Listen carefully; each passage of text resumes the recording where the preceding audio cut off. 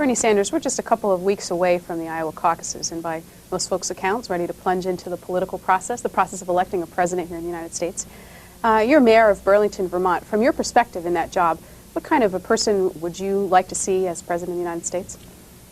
Well, I would like to see somebody who has the guts to begin to stand up to the people who own this country, to recognize that in our nation today we have an extreme disparity between the rich and the poor, that elections are bought and sold and controlled by people who have huge sums of money. So my first concern is to have a president who has the courage to look reality in the face and say that we need some radical changes in this country so that every American can have the opportunity to have a decent standard of living and live a decent life.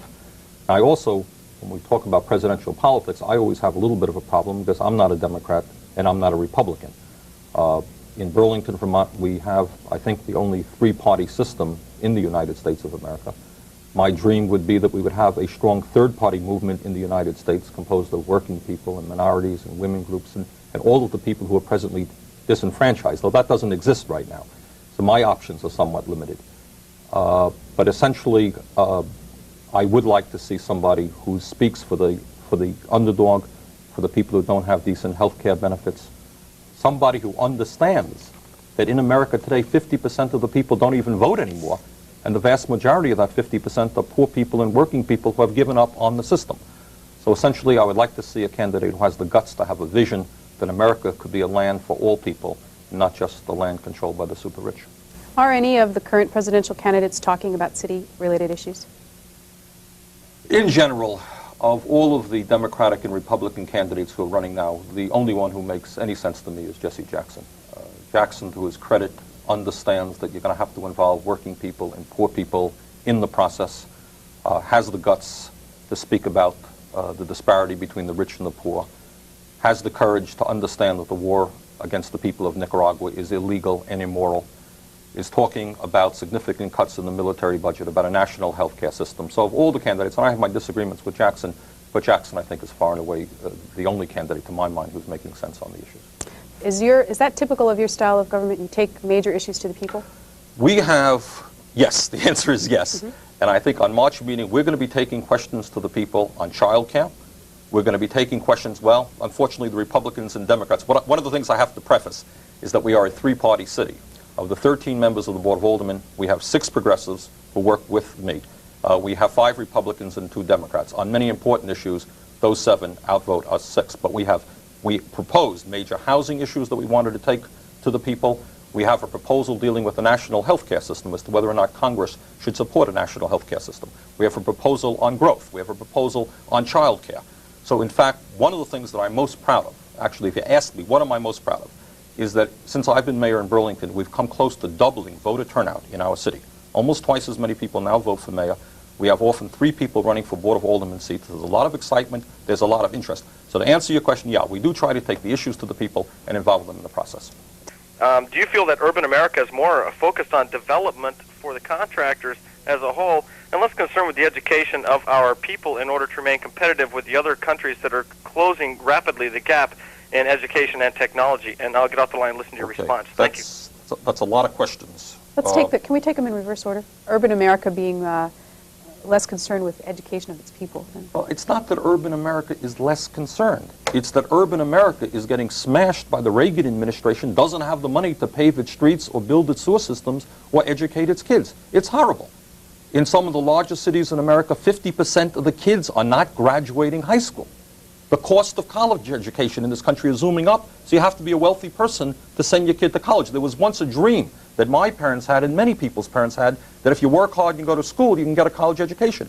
Mr. Reagan and his friends in the Congress have done away with that dream. So I don't think it's fair to say that mayors or school boards in America don't want the kids to get an education. They're dealing with enormous financial problems. But this has to do with priorities.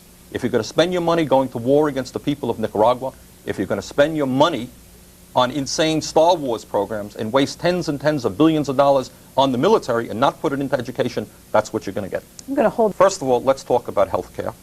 And let's talk about the enormous crisis that exists in health care.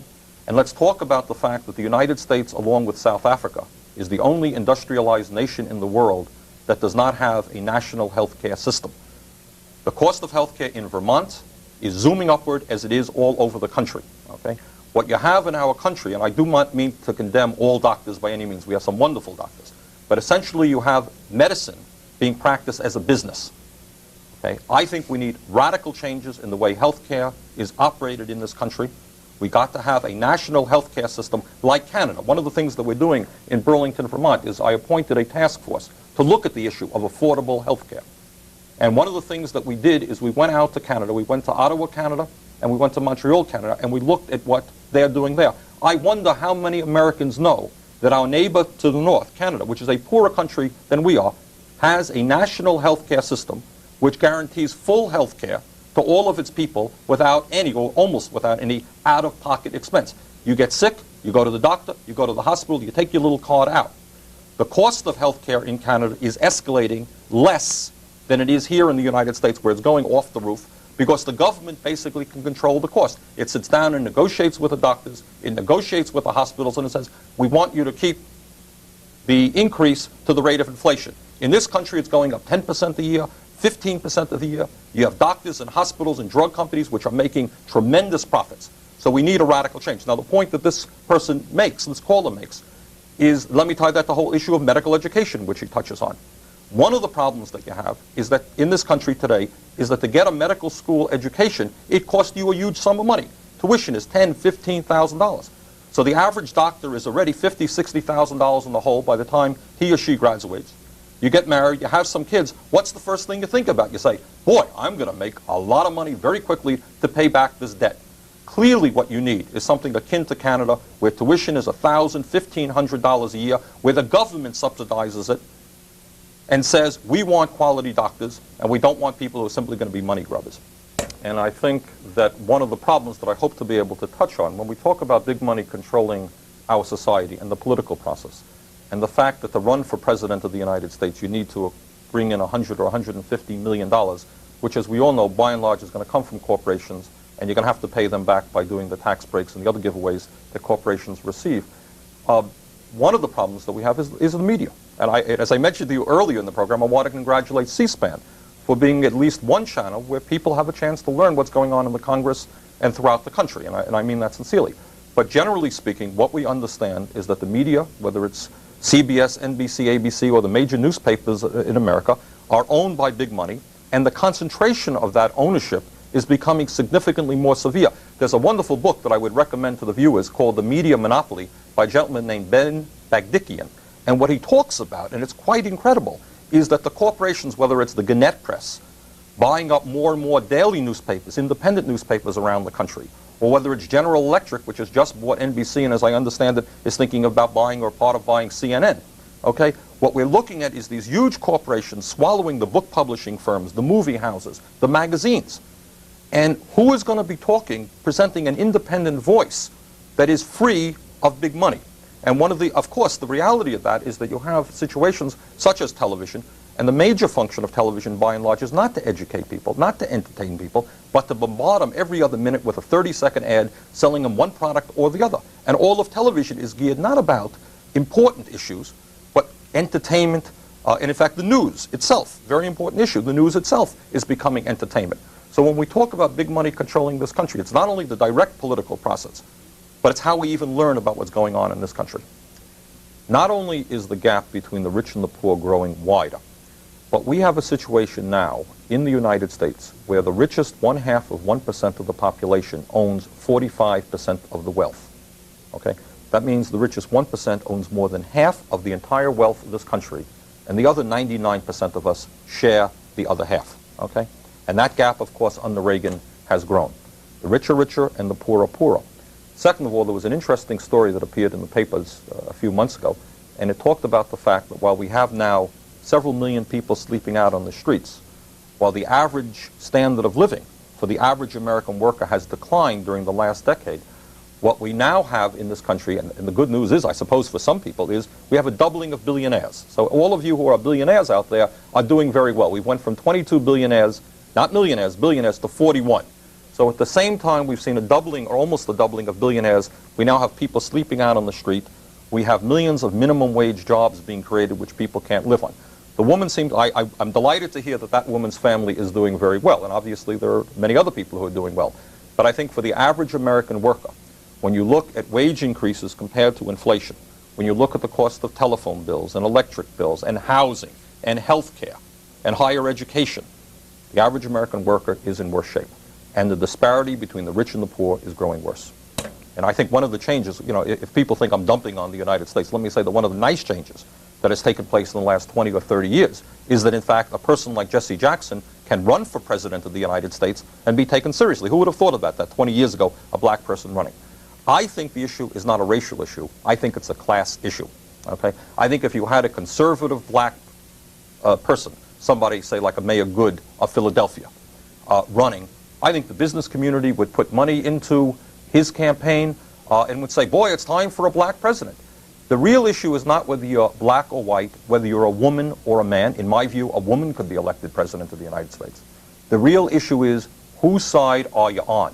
Are you on the side of workers and poor people, or are you on the side of big money and the corporations? Jackson is on the side of poor people and working people. Linwood, Washington, good evening. Yes, I have three quick questions. Okay.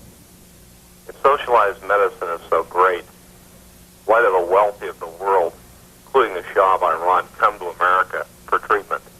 Second question, will the last living socialist in the world be from Vermont? And third, was Adolf Hitler a socialist? Thank you. Well, let's start backwards and work our way up. No, I don't think Adolf Hitler was a socialist. He was a national socialist, a Nazi, and presumably, I suspect, arguably one of the more horrendous human beings that has ever walked on the face of this earth.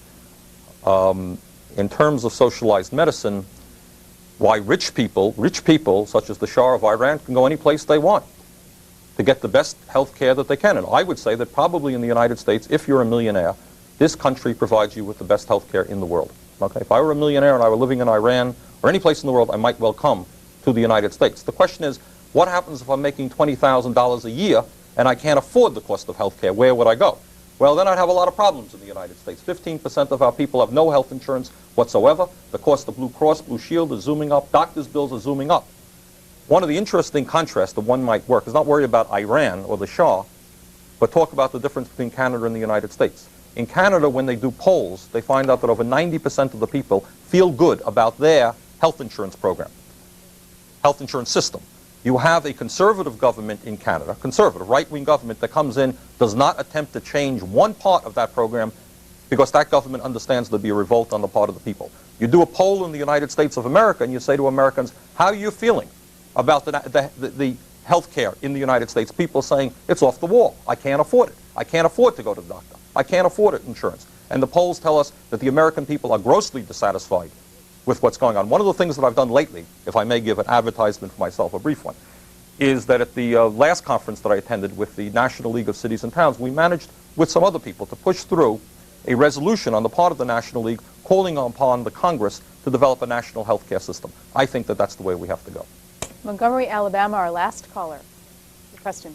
Yes, I would just like to say, first of all, that I can't recall any socialist or communist country that is any better off than the United States. That's the first thing.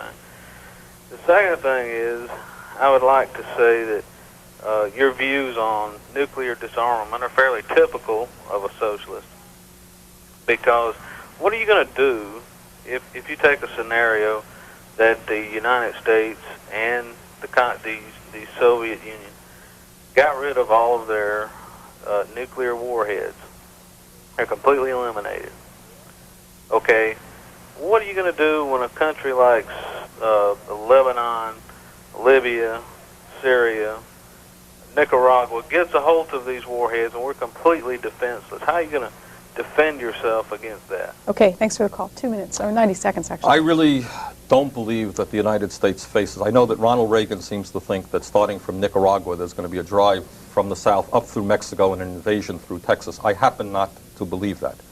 I think that when you're dealing with nuclear weapons, and the response that I would make to this gentleman is when you have one country after another country getting nuclear weapons, it is highly unlikely, to my view, although I certainly hope it never happens, that someday, somewhere, for some reason, some lunatic is going to press a button.